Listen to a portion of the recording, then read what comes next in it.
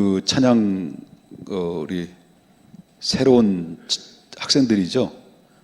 찬양을 들어보니까 청년들 긴장 좀 해야 될 것 같아요. 야, 아니 토종이잖아 다. 드럼도 토종이고, 그리고 그 세컨 누가 친 거죠? 세컨은? 예성이, 야, 너 앞으로 되면 크게 될 거야. 안 되면 더 크게 될 거고. 와, 아니 그러면 여기 건반은, 메인 건반 누가 친 거예요? 이래. 야, 이하동문. 야, 찬양 인도하는데, 야, 너무 그 찬양 인도 누가 있지? 이름 뭐지? 예? 수아림? 아림? 수환이. 그 뭐 마스크를 가려가지고, 그 수환이는 내가 볼 때 한성교회 알지? 한성교회 찬양 인도하는 찬양 리더자 목소리야.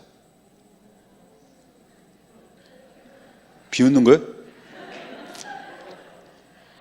수환아, 그 들어가 봐. 한성교회 알아? 한성교회? 그 리더자 그 목소리하고 음색이 비슷해. 야, 찬양 왜 이렇게 잘해? 나 깜짝 놀랐어요. 나 뒤에서 너무 놀랐어요. 깜짝 놀랐어요. 야, 그러니까 청년들만 잘한다고 자랑하지 마시고 청년들은 물론 잘하니까 대를 이어서 이 친구들이 또 찬양을 또 한 보따리를 풀어내고 주님 앞에 영광 돌리는 모습이 너무 아름답습니다. 앞으로 우리 학생들이 비전이 넘치네요. 참 감사해요. 잔소리가 좀 길었는데요. 오늘 제가 설교하기 전에 전사님들하고 목사님들하고 제가 이런 얘기했어요. 오늘 설교는 10분만 하겠다 라고 이렇게 얘기했습니다. 워낙 아침에 오전 예배 때 아주 너무 진하게 설교를 해가지고요, 막 욕도 하고 막 섞어서 이렇게 해서 하다 보니까 이제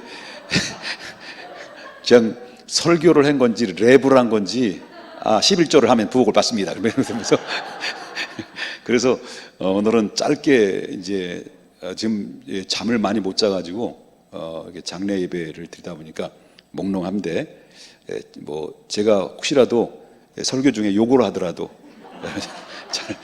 지금 우리 목사님이 약간 혼 상태구나라고 생각하시면서 들으시면 되겠습니다. 솔로몬이 왕이 됐어요. 이제 왕이 돼가지고 하나님 앞에 1000번째 드렸거든. 하나님이 감동받았어요. 그 꿈에서 나타나가지고 너한테 뭐 줄래? 뭐 줄랴? 물어봤더니, 하나님, 우리 아버지의 다윗과의 비교할 때는 내가 너무 지극히 작은 아이입니다. 그렇기 때문에 백성들에게 이야기하는 그 말들을 듣는 마음을 내게 주시옵소서 라고 하는 거죠.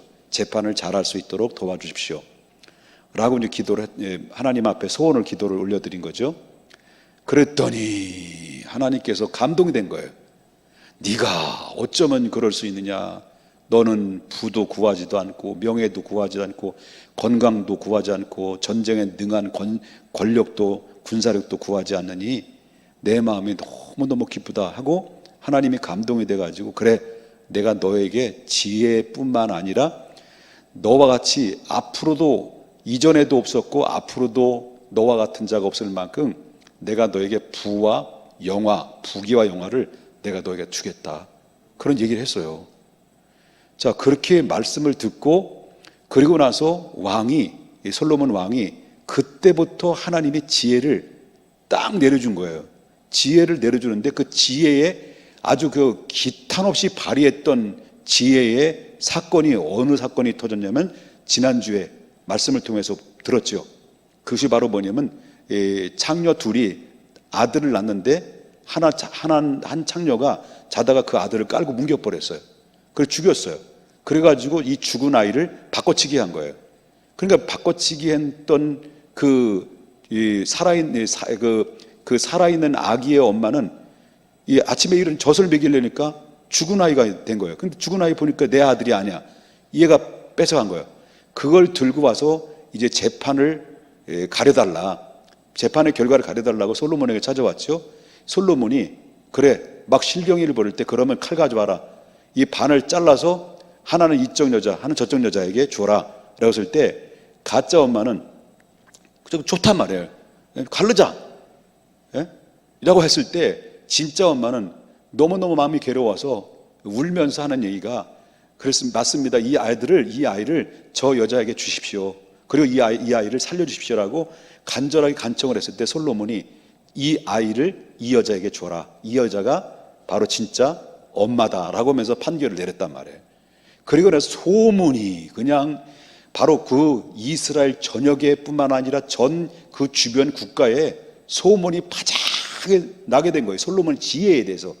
이 엄청난 지혜가 이 주변 국가로부터 알려지기 시작하면서 솔로몬의 지혜를 배우기 위해서 국가의 왕들이 찾아오고 여왕이 찾아오고 뭐 사절단이 찾아와서 지혜를 배우고자 하는 그런 마음으로 주변의 사람들이 많이 몰려들었다는 거죠.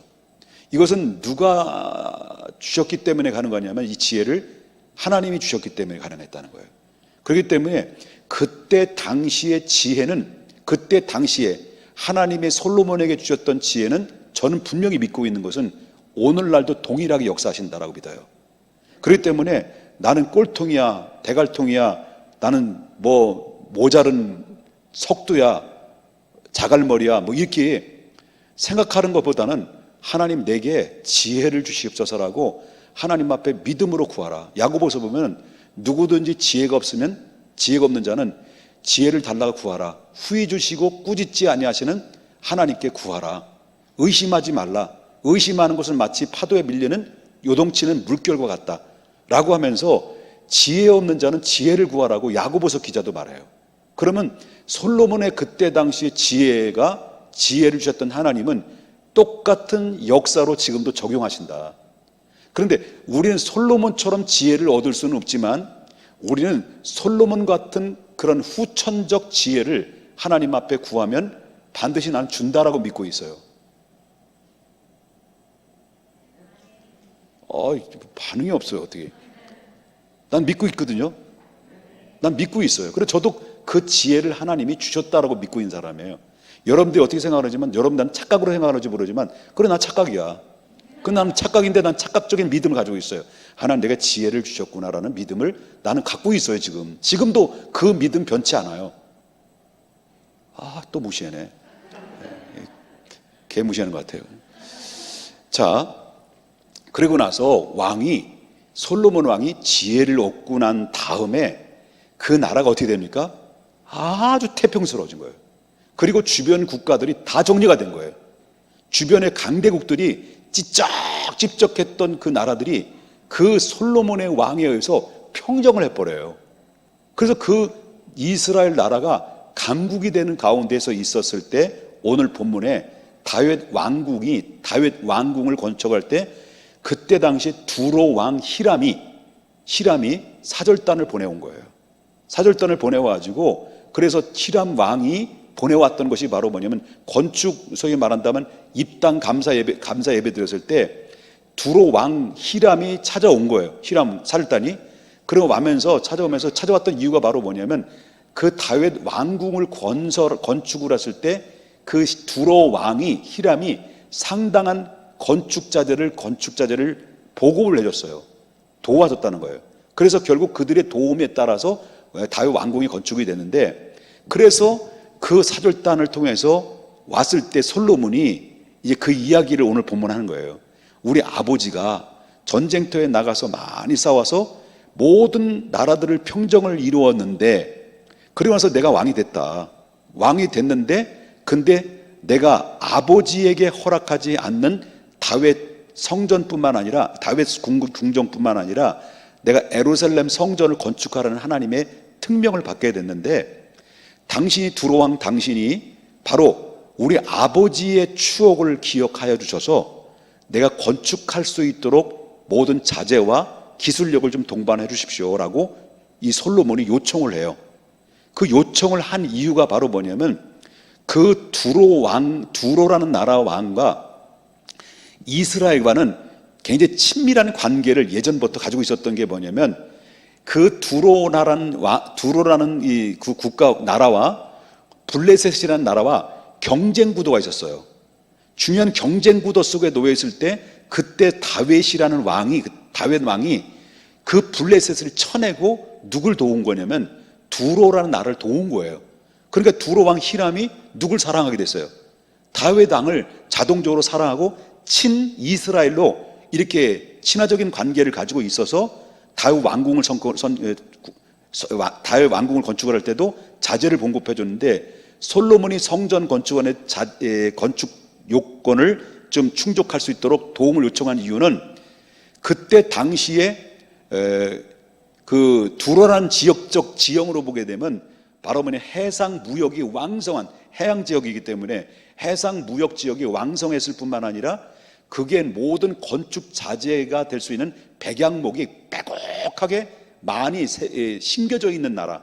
그리고 그뿐만 아니라 건축업이 많이 다른 나라보다 발달되어 있기 때문에 그 건축업 기술자들이 많이 있으므로 그 모든 기술력과 그 다음에 자재와 모든 것들을 동반해서 내가 건축을 할 때 좀 도움을 해 주십시오라고 했을 때 히람 왕이 기꺼이 그 간청을 들어줌으로 말미암아 건축하는 데 상당한 그런 이 히람 왕에 의해서 결정적인 역할을 해줬다는 거예요. 예루살렘 성전 건축 때.